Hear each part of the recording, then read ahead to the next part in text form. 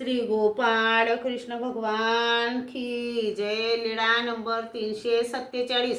तुळशी वाहने सर्वज्ञांचे जेवण झाले, बैठकीवर बसले होते तेव्हा सौभागा भिक्षा करून आली आणि कृपा दृष्टीने बघून पवित्र करण्यासाठी सर्वज्ञांना झोळी दाखविली।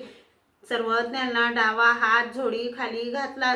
सर्वज्ञांनी डावा हात झोळी खाली घातला, कृपा दृष्टीने बघितले, मग त्यातील थोडा पदार्थ घेऊन राहिलेला प्रसाद म्हणून देत होते। तेवढ्यात इंद्रभट सर्वज्ञांच्या श्रीचरणावर तुळशी वाहण्यासाठी आले।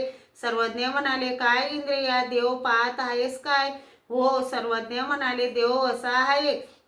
त्याने म्हटले, जी देव असाच चांगला। मग सर्वज्ञांनी श्रीकराच्या अंघोळ्या पुसल्या, सौभागा परत गेली। नंतर इंद्रभटाने सर्वज्ञांचे श्रीचरण पाण्याने ओले केले व श्रीचरणासह अष्टांगी तुळशी वाहिली, दंडते घातली, श्रीचरणा लागले। तेव्हा सौभागा दुःख करू लागली। सर्वज्ञ म्हणाले, सौभागे हो, जेवा ना।